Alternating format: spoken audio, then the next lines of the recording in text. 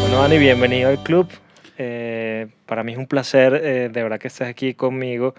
Todos estos primeros episodios te cuento que los estoy haciendo con amigos muy cercanos de la industria musical o de la vida, precisamente porque el club de José Julián es como toda esa gente de la cual yo aprendo, me relaciono constantemente. Y bueno, me alegra mucho que estés aquí conmigo, para que la gente que nos está viendo en casa, somos amigos, nos vemos frecuentemente, estamos en la industria musical. Mi hermano, bienvenido. Hey, Bienvenido. José, muchas gracias, gracias por tenerme en cuenta, gracias por este espacio. Yo creo que esos espacios, la verdad, son muy enriquecedores y más poderlos hacer juntos. Entonces, Bienvenido y bienvenido. vamos a aprender mucho. Mira, nos conocimos hace mucho rato, hace años de hecho. Nos conocimos a raíz de casos de la industria musical, porque en la industria musical es muy frecuente.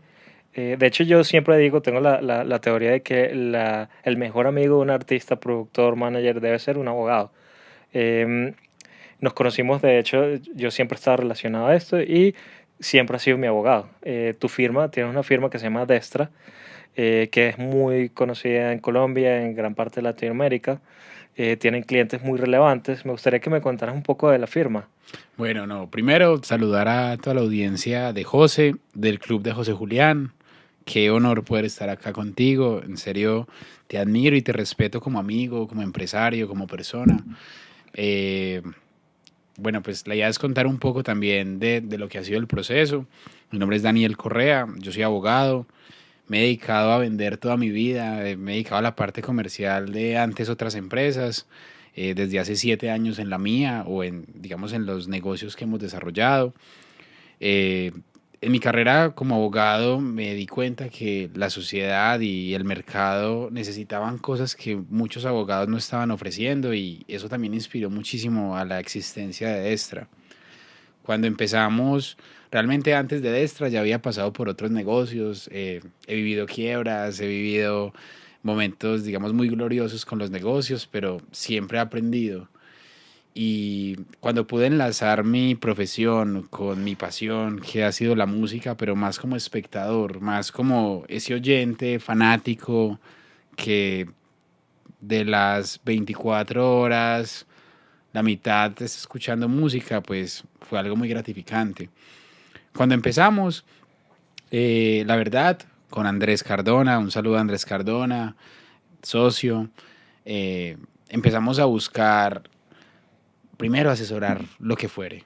O sea, cuando uno está emprendiendo, creo que uno empieza con una necesidad como de hacer algo, como de facturar, como de crecer, como de mostrar todas esas habilidades en el mercado y al principio pues lo que fuere. Pero pues por observación de él y que hoy valoro mucho, empezamos a nicharnos, empezamos a entender el valor de un micronicho.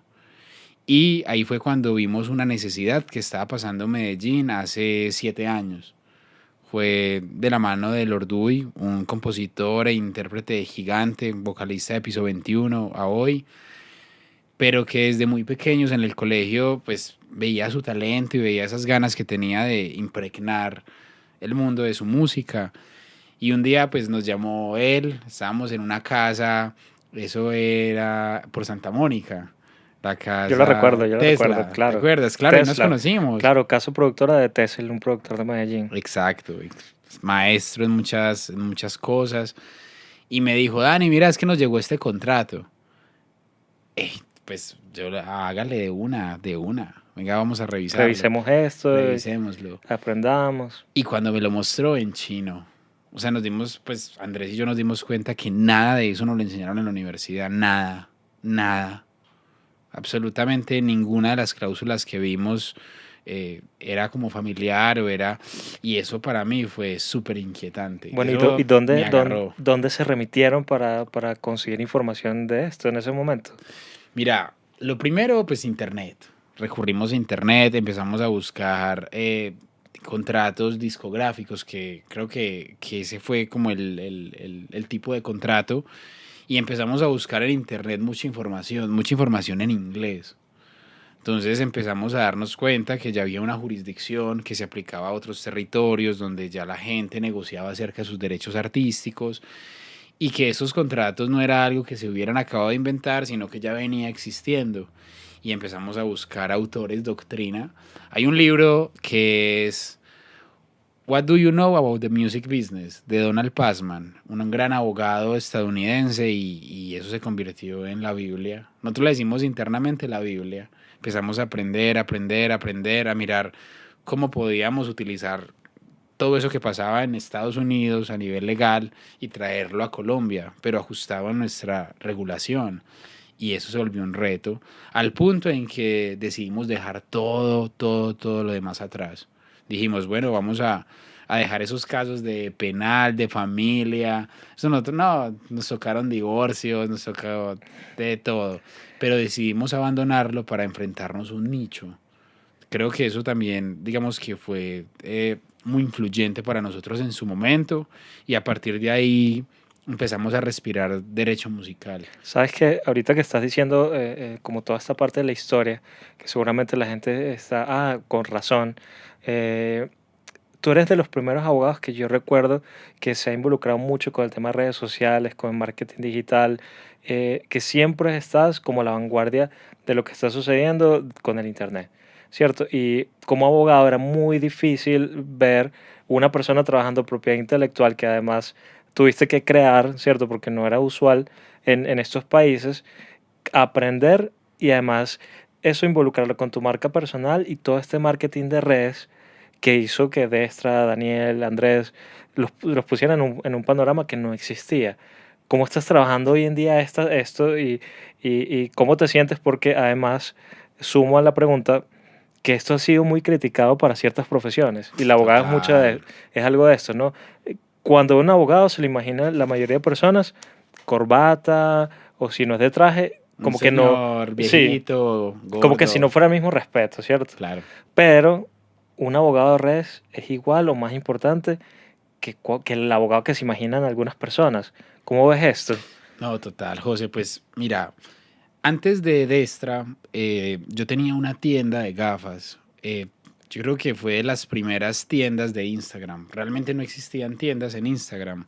Mientras yo estaba estudiando, digamos que siempre me dediqué a vender, incluso desde el colegio. Pero en la época de la universidad, pues necesitaba como organizar mis finanzas, pagar cosas, y empecé con un negocio de gafas. Esas gafas al principio las compré en el centro de Medellín, después desde Panamá, y luego empecé a traerlas de China. En ese negocio yo no tenía local, no tenía, era una página de Instagram. Y era súper curioso porque yo le tomaba una foto a unas gafas, no sé, que traía, no sé, 5 docenas. Una sola foto, una sola foto en la plataforma de Instagram en su momento hacía que más o menos unas 60, 70 personas se interesaran. Y empecé a ver mucho potencial porque me di cuenta de lo que estamos hablando ahorita, que las redes sociales te dan el don de la omnipresencia. Mientras tú en una reunión física o virtual en vivo puedes acercarte a 10, 20, 30 personas, las redes sociales te permiten llegar a, no sé, 500 personas en una historia, 1000 personas en una historia. Entonces empecé a darme cuenta que es una gran oportunidad para uno mostrarle a las personas, digamos, los servicios o los productos que uno vende. Con el tiempo empezó a crecer. Con esa página me compré mi primera moto, terminé de pagar mi universidad, empecé a entender, digamos, toda la dinámica de lo que era que una persona a distancia se interesara por tu producto o tu servicio y que tú se lo pudieras entregar. Más adelante, cuando ya me estaba graduando, me cerraron la página. Infracción a derechos de autor. Yo tenía mis ahorros ahí Increíble. imagínate, infracción a derechos de autor. Yo tenía ahí todos mis ahorros. Yo incluso, si te voy a ser muy sincero, no me mataba mucho ejercer, porque yo ya al final de la universidad la página era muy grande. O sea, ya estamos hablando, tenía 256.000 personas orgánicas. En esa época no había pautas, en esa época no había nada de eso. Que te garantizaban compra segura. Exacto, yo le pagaba a alguien que tenía una página más grande que la mía y él la subía. Era una página de humor. Entonces, digamos que era un público, hombres y mujeres, era un público, pues, que si vos les ibas a vender gafas de sol, pues posiblemente iban a reaccionar. Y yo ahí tenía literalmente, sí, mi vida. En esa página, con esa página hice mi primer patrimonio cuando un día me la cierran, inhabilitado. Y yo en esa época trabajaba como practicante en una firma de abogados, sin sueldo, sin nada de eso, pero pues las gafas me daban el sostenimiento. Cuando las gafas dejaron de ser mi negocio, no, yo caí en depresión por ahí 2 meses, porque era una fuente de ingresos buena y pues me di cuenta que era por una infracción a derechos de autor. Pregunté, busqué en Bogotá, busqué en muchas ciudades. Yo tenía los últimos 30 millones de pesos que tenía de mi negocio. Yo dije, se los voy a meter todos en un buen abogado. No había. Ahí fue cuando me di cuenta que había una La oportunidad de oportunidad, mercado claro. y yo dije, wow, ese tema de derechos de autor, como que no hay nadie bueno haciendo esto, o si lo hay, nadie lo conoce, pues, o nunca ha hecho promoción, o nunca.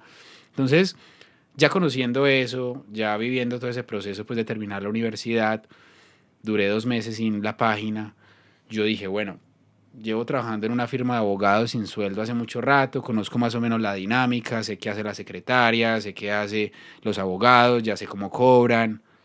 Bueno, vamos a montar una firma. A mí me encantan los retos y más me motiva cuando la gente me dice como, no, eso es muy difícil, eso me motiva mucho. ¿Por qué? O sea, si hay otro que lo hizo, ¿por qué uno no? Entonces, ahí fue cuando yo... La historia, por ejemplo, de esta también es muy particular. Yo digamos que Andrés, o sea, lo aprecio inmensamente. En la universidad fuimos amigos, pero no éramos los más cercanos de todos, no. Y me acuerdo que fue una finca 3 días antes de decirle a Andrés, muchachos, venga, vamos a montar una firma. Habían como 12 colegas míos que estudiaron conmigo, amigos. Todos dijeron que no. No, Daniel, nos falta experiencia. No, Daniel, eso es para una persona con muchos años. Claro, No, porque Daniel. es usual ver abogados que crean firmas, ya lo mismo que hablamos ahorita, que es el señor de respeto, o sea, un abogado joven, muy inusual verlo de esta forma, por lo menos ganándose el respeto de una industria. No, total. Yo me di cuenta que, a ver, digamos que el negocio dentro de una firma de abogados recae mucho en las relaciones humanas y es algo que yo de manera empírica he disfrutado mucho. Yo me acuerdo que cuando estaba en la firma, un cliente le gustaba trabajar conmigo porque yo trataba de entenderlo y trataba de hacer que su dolor fuera mi dolor. Y cuando uno hace eso de manera genuina, o sea, cuando uno de verdad le duele lo que le pasa a la otra persona, hay una conexión. Entonces era súper particular porque un cliente prefería el abogado practicante al abogado que tenía 2 especializaciones, pero que era muy mala clase. ¿Sí ves? Entonces yo dije, Claro, ok, si eso se me da, pues empecémoslo pues como a llevar. Entonces me acuerdo que cuando empezamos, Andrés no fue a esa finca, todos dijeron que no. Yo dije, o sea, ¿con quién? Entonces hago esto. Inmediatamente dije, no, necesito una persona que me complemente en muchas cosas. Y en esa época llamé a Andrés, fue a mi casa. Yo, hey Andrés, mira, va, fácil, fácil. Cerramos 10 clientes, les cobramos medio salario mínimo. Aquí en Colombia se maneja con salarios mínimos. Yo ya tengo el primero, ya solo faltan 9. Para adelante.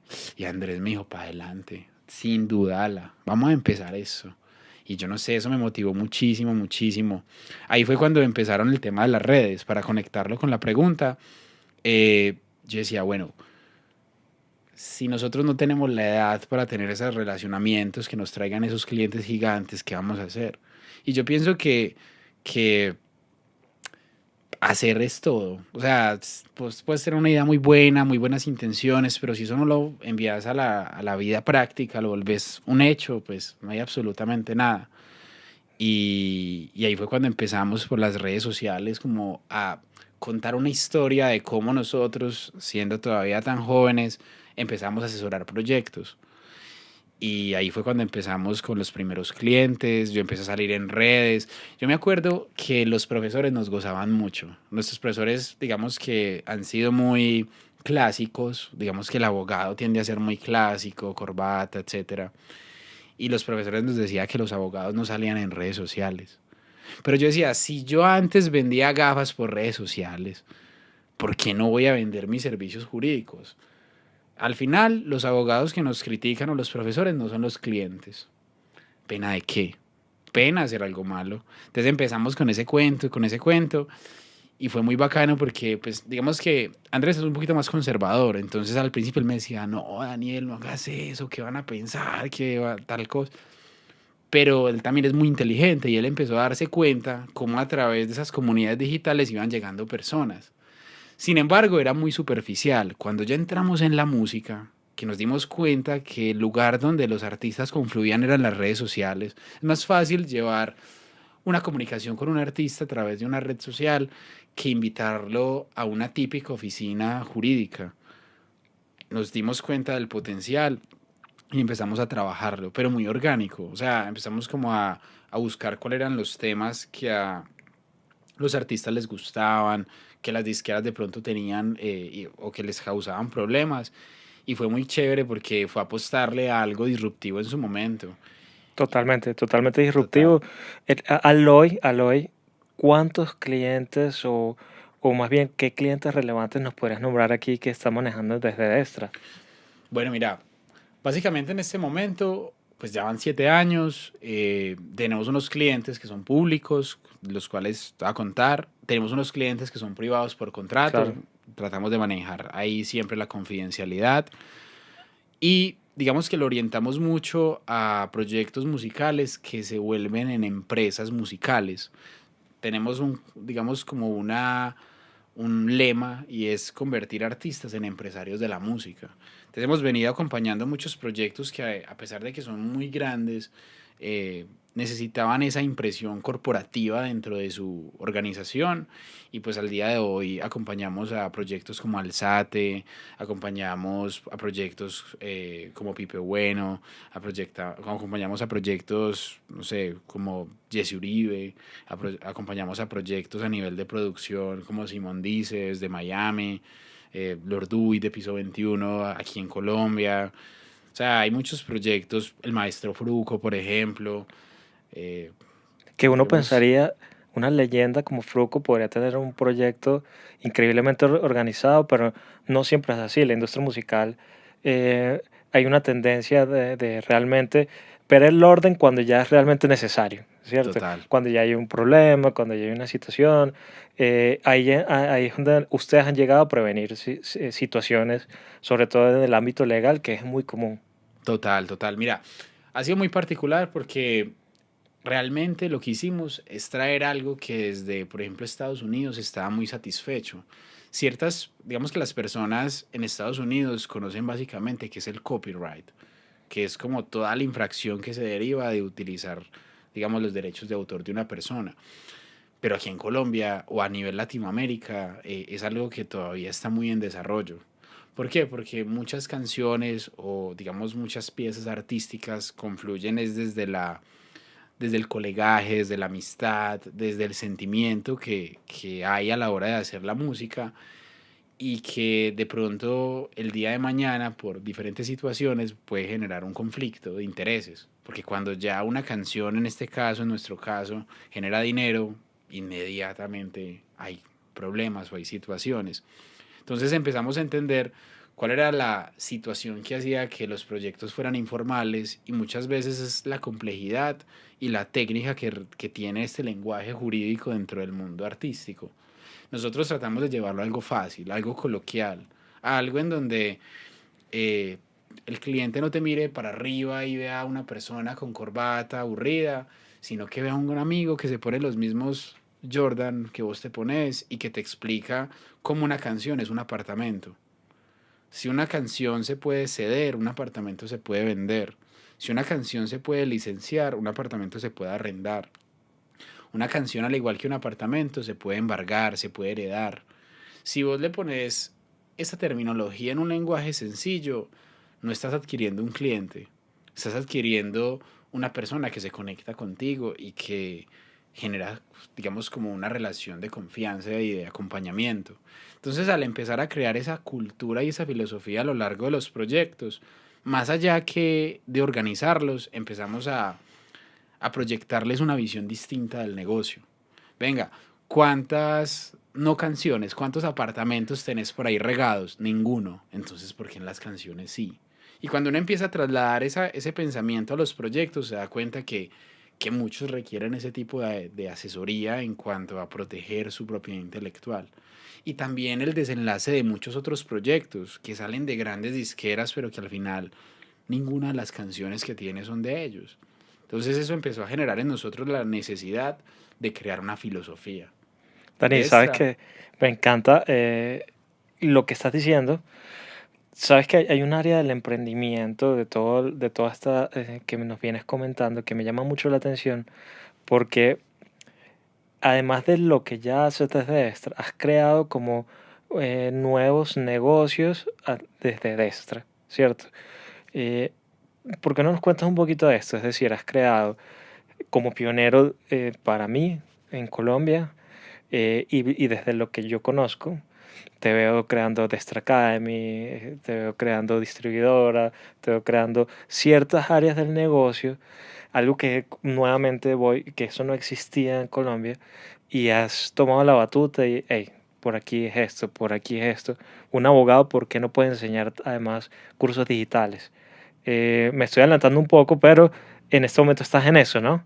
sí, sí, sí. Pues ve, digamos que es más como la mentalidad de hacer negocios. O sea, a mí me parece muy chévere. O sea, todos mis amigos y todos mis conocidos, casi todos han llegado por algún tipo de negocio que hemos hecho.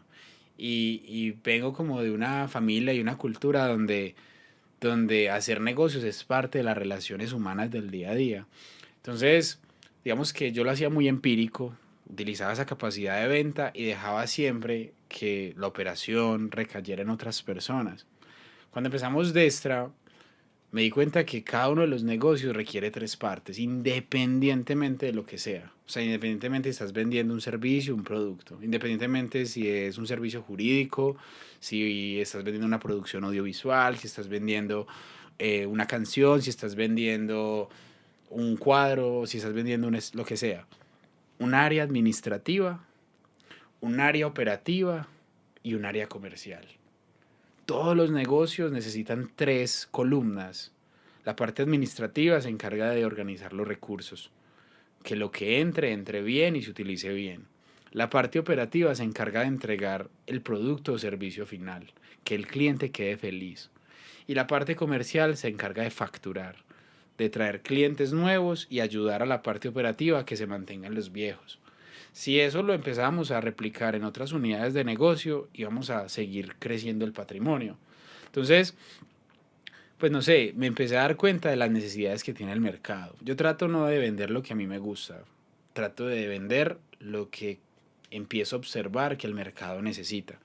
Cuando empezamos con la firma de abogados, nos dimos cuenta que había un nicho o un océano azul dentro de el mundo del entretenimiento a nivel Medellín. Y ahí pusimos Destra. Más adelante nos dimos cuenta que no todo el mundo tenía para pagar servicios legales.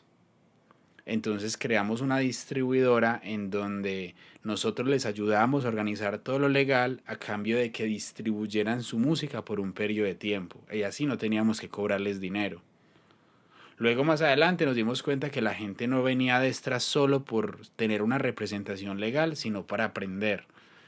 Entonces dijimos, bueno, si no hay universidades que estén enseñando esto a este nivel de profundidad, porque no es teórico, o sea, es más práctico. Es muy particular cómo nosotros ganamos procesos o que nos quedamos con clientes que pasan por firmas, digamos, muy reconocidas y que al final optan por quedarse en Destra porque se dan cuenta que todo es más práctico que teórico. Entonces nos dimos cuenta de esa necesidad y páquete, Destra Academy. Ve, pero Daniel, no tenés tiempo, porque todo el tiempo está en asesoría jurídica. Entonces grabamos los cursos. Y digamos que un negocio nos iba llevando a otro, siempre bajo los mismos tres pilares. Un área administrativa sólida que conecta todas las empresas, un área comercial que se encarga de la facturación y de llegar a las metas, y un área operativa que se encarga que los clientes, sea lo que sea que vendamos, estén contentos. Y fue muy particular porque se convertía en una economía circular. El cliente de nosotros Va pasando por va cada pasando por empresa. cada uno de los puntos. Entonces, por ejemplo, no sé, digamos que en nuestro embudo de venta las personas no siempre llegan por una necesidad legal. Digamos que es algo que se va descubriendo más en el tiempo. Llegan más por una necesidad de aprendizaje.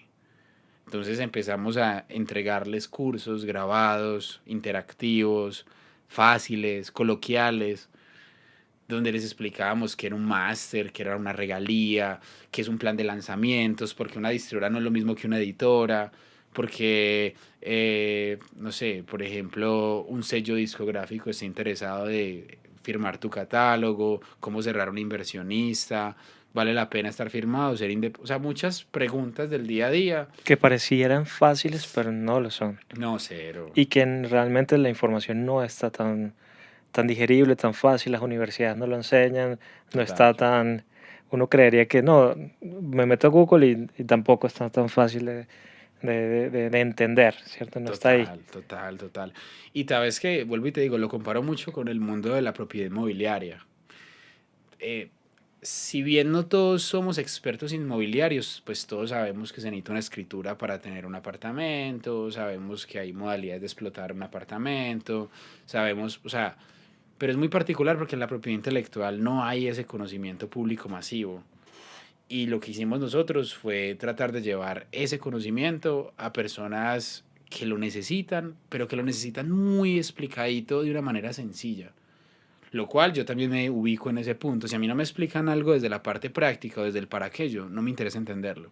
Claro, No me interesa ser la persona que más almacena conocimiento en mi cerebro, porque de alguna manera para eso están las herramientas. Me interesa ser la persona que más sabe poner en práctica esos conocimientos que están ahí. Entonces, hacer eso fue muy chévere porque cuando ya los artistas entendían la parte básica del negocio, llegaban a la firma con problemas 2.0. Ya no llegan a la firma a preguntar qué es un split, ya llegaban claro. a la firma a decirnos, Daniel, con lo que aprendí en ese curso entendí que entonces una canción es como un apartamento. O sea que hacer una canción vale, no sé, $10.000.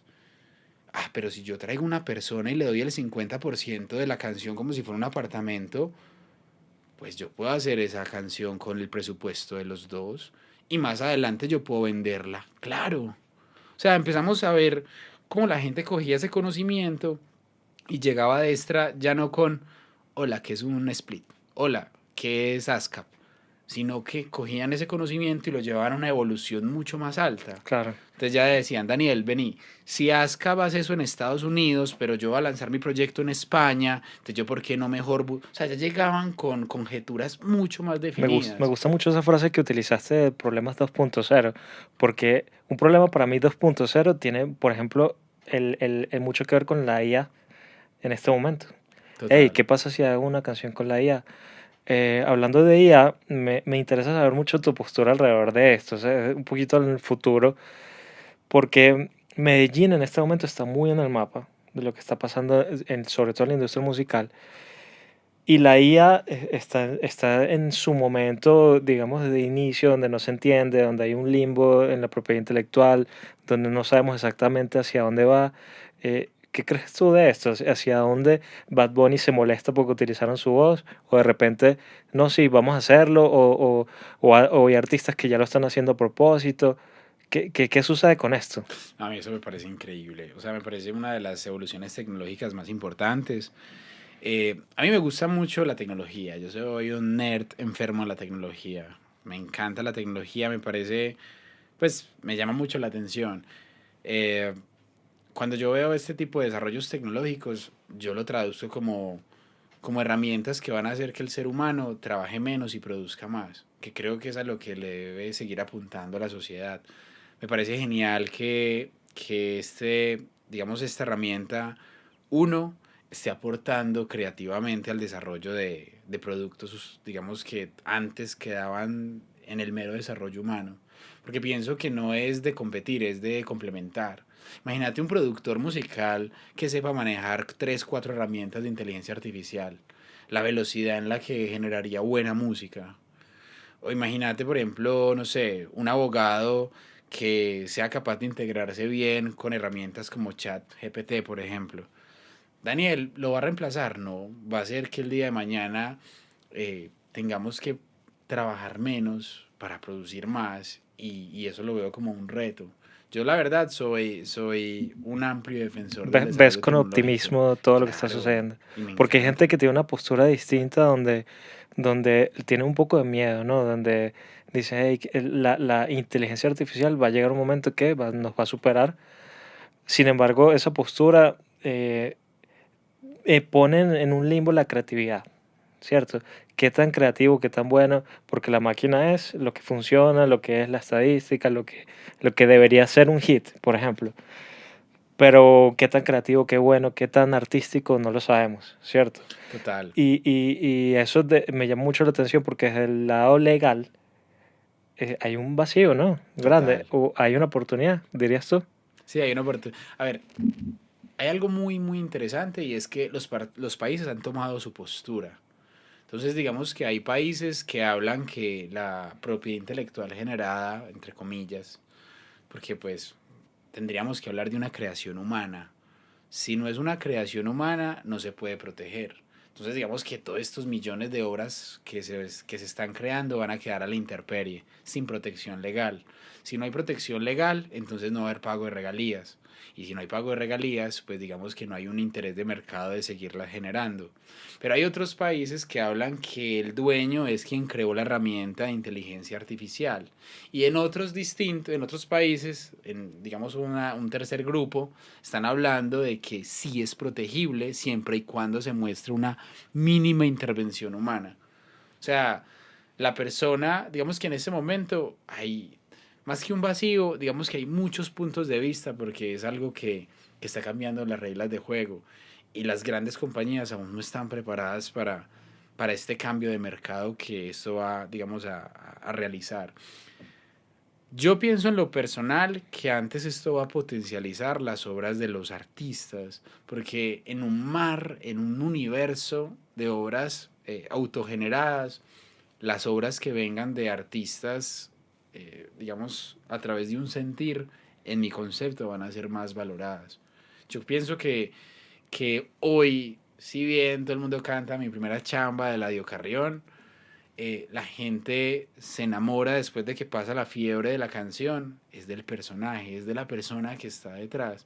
Entonces yo siento que eso entra a complementar muchísimo el mercado, siento que no solamente en la música, en digamos muchas áreas la inteligencia artificial va a mejorar la vida del ser humano. Eh, ese concepto apocalíptico donde los robots ya Se deciden que apoderan de no, todo. pues yo no lo veo muy, muy descabellado, pero sí creo que puede ser una herramienta muy interesante. Yo siento que eh, estamos apuntándole a una sociedad en donde hay muchos trabajos repetitivos, operativos, no creativos, que sí requieren una inteligencia artificial trabajando 24/7 y que le van a hacer la vida, no sé, a los seres humanos, digamos, mucho más llevadera al tener tiempo de ocio. Hace poquito, con el road trip con los muchachos a los Latin Grammys, nos dimos la pasadita por varios países allá de Europa y nos contaban la historia en París de Montmartre. Digamos, ¿qué? Un municipio, pues digamos como una ciudad a las afueras, o un barrio a las afueras, porque ya en este momento hace parte de París, en donde se dio el primer espacio de ocio, donde después de la revolución industrial a la gente le quedaba más horas, antes la gente no trabajaba 8 horas, trabajaba 12 14 y ganaba la mitad de la mitad. Entonces, pues, tiempos para cine no habían, tiempos para espectáculos no habían, tiempos para conciertos no habían. El hecho de que se generara un espacio en donde la gente ganaba más trabajando menos dio pie para que se creara el entretenimiento. Mira que si vos te pones a mirar, eh, esos espacios, por ejemplo, ni siquiera en esta ciudad existían. La gente pensaba en trabajar, casa, dormir Producir. y ya. cuando se generan estos espacios donde la gente sigue ganando, pero hay tiempo libre, el entretenimiento brilla. Entonces, a mí eso me parece muy ganador. Sigo creyendo que una obra generada con inteligencia artificial no tiene el mismo valor artístico que una obra generada por un ser humano. Al final el arte es una expresión humana y el arte te transmite emociones, felicidad, tristeza, exaltación, emoción y pues digamos que la inteligencia artificial no va a entrar a reemplazarlo, pero sí sé que puede llegar a entrar, digamos, a competir en una parte importante. No sé si has visto, José, no sé si has visto por ahí ya esas canciones que son prediseñadas a tu estado emocional.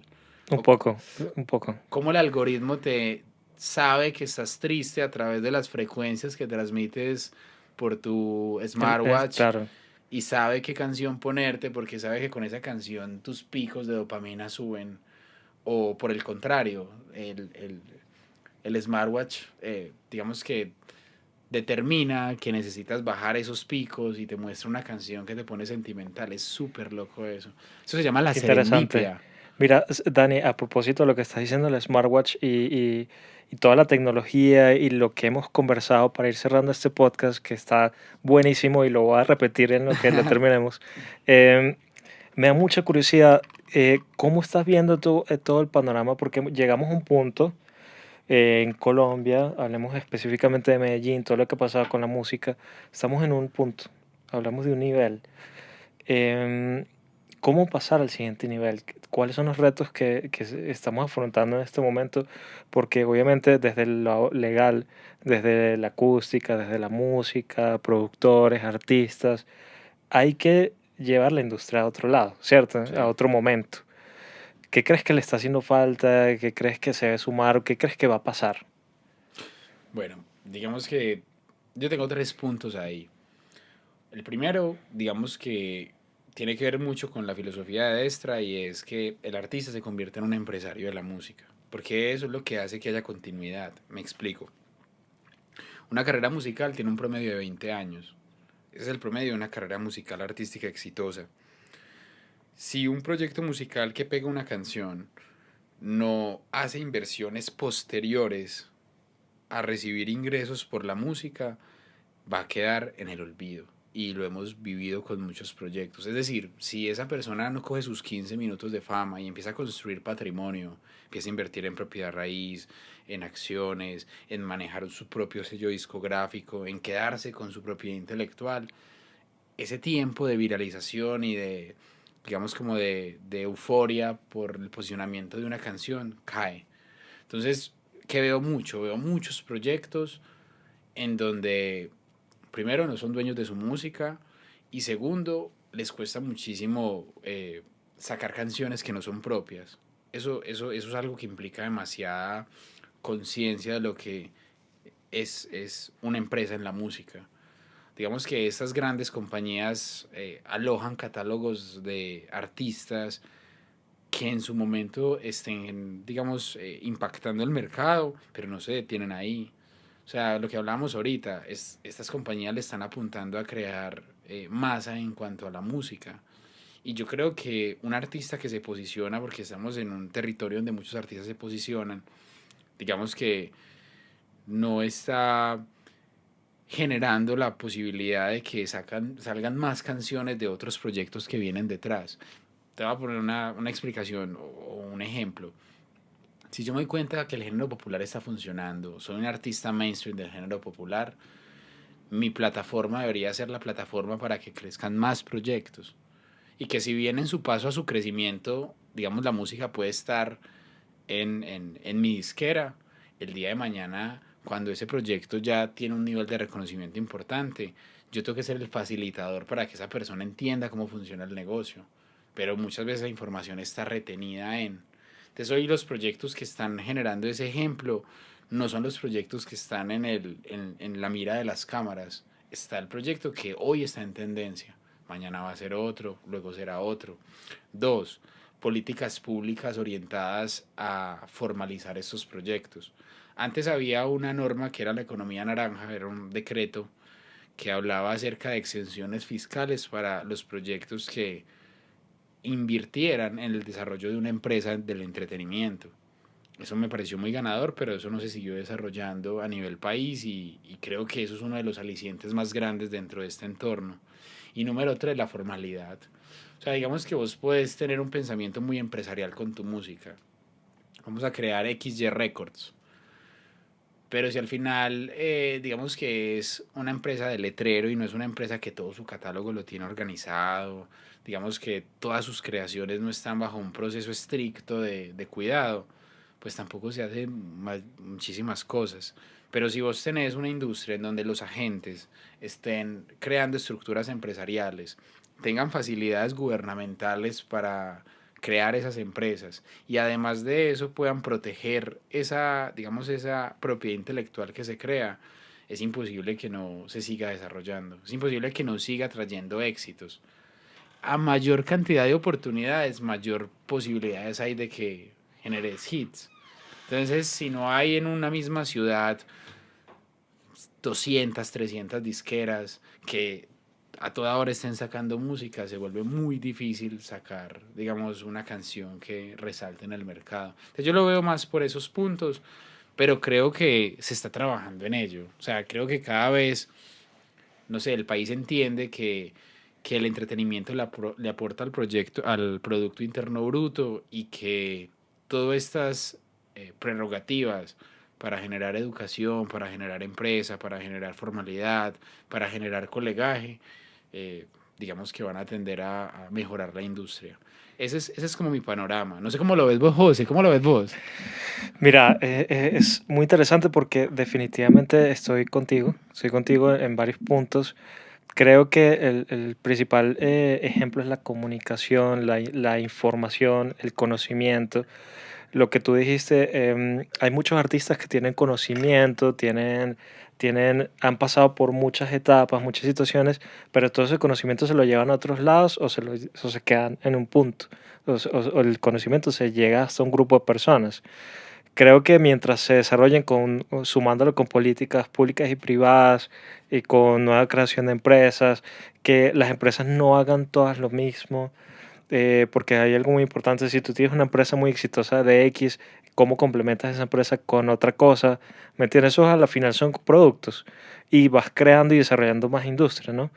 Creo que estoy contigo ahí en esos puntos y me parece súper interesante y tengo muchas ganas de ver lo que va a suceder, ¿no? Nosotros estamos ahí al filo del cañón y bueno, si no se quieren perder más de lo que está sucediendo en la industria, por favor repitan este episodio todas las veces que sea necesario. Gracias Dani por estar aquí, de verdad que diste información muy valiosa, estoy muy contento con lo que acabamos de conversar y definitivamente yo creo que hay que hacer un episodio 2 de esto, una Ah, versión José, 2. gracias. Primero, José, gracias, de verdad, gracias. Gracias por este espacio para expresarnos, para contar a las personas cuál es nuestra visión acerca de esto que es el entretenimiento, la música, el emprendimiento.